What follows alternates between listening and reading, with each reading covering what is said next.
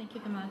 To also welcome you formally, we'll have the president of the Harvard Arab Alumni Association, Shahm Alwer. Shahm is currently a director at Forsan Group. He's also has a JD in law from the University of Virginia and an AB in government from Harvard College. Shahm, thanks. Thanks much, Mona. My name is Shahm Alwer. I'm the president of the Harvard Arab Alumni Association. I'd like to welcome you to the 7th Annual Arab World Conference here in Abu Dhabi.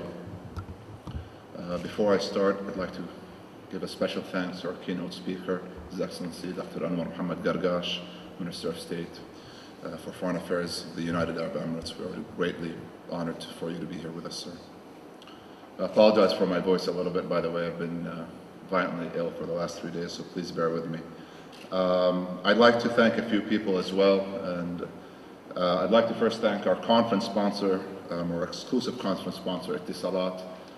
In this era of economic dislocation, many sponsors have taken the decision to cut funding for various educational and other initiatives, thinking that that's the easy part and the first cost that should go away. Etisalat did not make that decision. On the contrary, they decided to sponsor us and continue to support us. That speaks volumes about their dedication and their commitment to stand behind educational initiatives such as these. And it is no coincidence that they have done exceptionally well as an organization, growing markedly into 17 countries and having over 165 million subscribers worldwide. I'd like to also thank our other sponsors who stood by us for many past years, our platinum sponsors, Booz, Abraj, Bank Audi, and STC, McKinsey, and also Bloomberg. They've also been terrific sponsors and supporters. The Harvard Arab Alumni Association was established in 2001.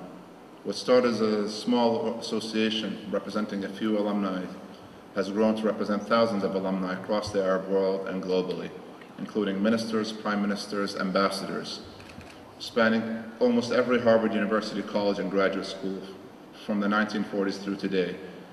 And that's really a terrific accomplishment. Our association has 3 principal goals. The first is to bring terrific content every year to a new Arab city. And this is our 7th conference in the Arab world. We also hold an annual conference in the United States, the goal of which is to dispel many of the stereotypes long held in the United States. This past year, we held our 5th annual conference. And our third goal, which I'll speak about a little bit later, is to increase the number of Arab students at Harvard, because we realize the terrific impact a group of Harvard Arab alumni can have when they come and work together across geographies, across national interests, and working towards a greater good. In 2010, the association was honored by Harvard University as the best alumni group at Harvard. In 2011, following our Harvard Arab Weekend, our conference in Boston, the association received a letter of commendation from the White House. And the letter said something to the effect of that our Arab World Conference is the premier Arab World Conference in North America. Such is the effect and such is the impact that a group of Arabs can have when working together. And this, in my view, greatly dispels any stereotype long held in the West about our region. But beyond being an alumni association that networks and brings people together, our association really strives to be very impactful in the cities and in the regions where we operate. Let me just mention 2 programs about which we are very passionate. First, increasing the number of Arab students at Harvard. From about 2000 to about 2008, the average number of Arabs at Harvard was 67. That's 67 students across all of Harvard University's graduate and undergraduate schools. On an absolute basis, as well as on a pro rata basis, that put us way behind many other countries: Nigeria, Turkey, Mexico, Israel. So as an association, it was one of our principal goals to try to rectify that. We thought that had to be fixed, and we had to play a role, however small, in pushing these numbers. And so we launched 2 initiatives. The first was Project Harvard Admissions. This is a program where we support undergraduate students, where they go to various Arab high schools and they demystify the Harvard application process.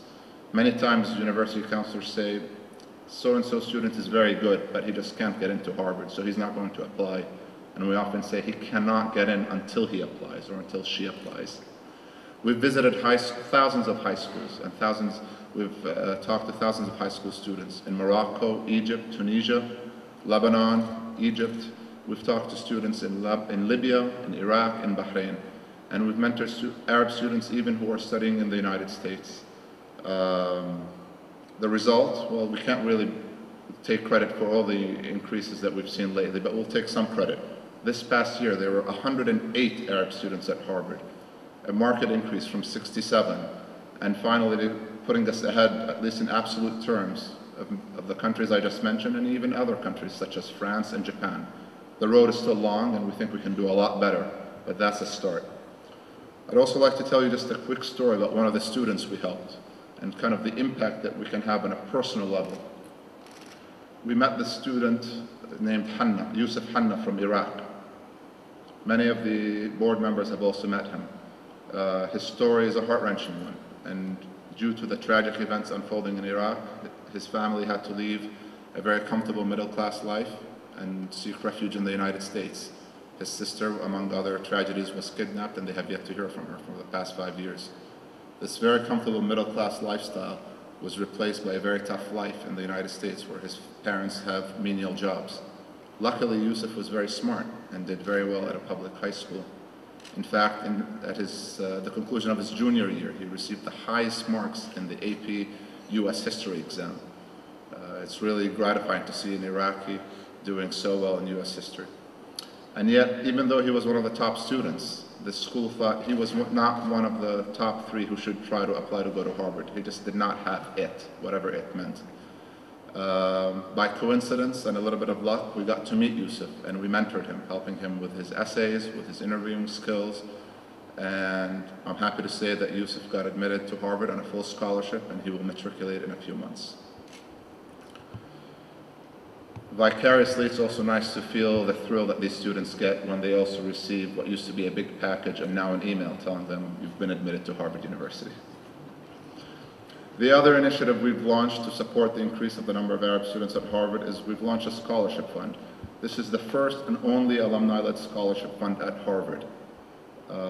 Despite the various stereotypes at Harvard, the Harvard Arab alumni name is very strong at Harvard because of these initiatives. And it's very gratifying to see that when you talk to the Alumni Association, when you talk to the president, when you talk to the president's office, they have a great regard for Arabs at Harvard. The fund is still small, and our ambitions are still large. We'd like to raise $10 million over the next 10 years, but with the support of many of our generous friends, alumni, and sponsors, we were able to launch the fund this past September, and 2 students were supported this past fall. And it was very gratifying to see a young lady come in to talk to us in November and say, I am one of the recipients of this scholarship fund. Thank you very much for changing my life. We know that this person will pay it forward many times over, and that this fund will have positive ripple effects in the community. Your Excellencies, ladies and gentlemen, today we are witnessing history. The past 16 months have, if they've shown anything, they've shown that this generation, the Arab youth, still believes very strongly in an Arab Renaissance, as much as our fathers and grandfathers and grandparents have. And yet, the need for a dialogue and debate today is more necessary than ever. In my humble opinion, I think multiculturalism, debate, openness is one of the very main bases upon which the great Arab and Islamic empire was built. And so our role today as speakers, but also yours as an audience, is pivotal to engage and to debate the panelists in hopefully not only analyzing our many challenges, but also in forging a path forward. The great writer Gibran Khalil Gibran once wrote that progress lies not only in improving what is, but in advancing towards what will be. And to do that, one must create and imagine. One must visualize where we want to be, and then be able to forge a path forward. And to do so, we have to be very creative. And to do so, we really have to think outside the box. And to do so, the third to do so, we have to really be willing to scrap the books clean and think again, and think anew. And so to paraphrase a great writer, لِيَكُنْ عَقْلُنَا مَيْدَانُ تَحْرِيرِنَا لِنَبْدَأ مِنْ هُنَا. Let our brains be our Tahrir square. Let's start from there. Your Excellencies, AAA, the Harvard Arab Alumni Association, will continue to think big and strive to positively impact our communities. We are heartened by some achievements we've made as a board, as an association, and as alumni, and we hope to continue to do so in the near future. Our challenges are many, but we are curled by some of our early successes. We leave you with the words of one of the great poets, Al-Mutanabbi, whose words you can see on our logo over there, على قدر أهل العزم. In this day and age, we can't think perhaps of more appropriate words for the Alumni Association, but for many of the Arab youth out there. It's tough to give the words their due in English, but they mean something to the effect of, if you embark upon an honorable mission, settle for nothing less than the stars. إذا غامرت في شرف مروم فلا تقنع بما دون النجوم يرى الجبناء أن العجز عقل وتلك خديعة الطبع اللئيم على قدر أهل العزم تأتي العزائم وتأتي على قدر الكرام المكارم. Thanks very much.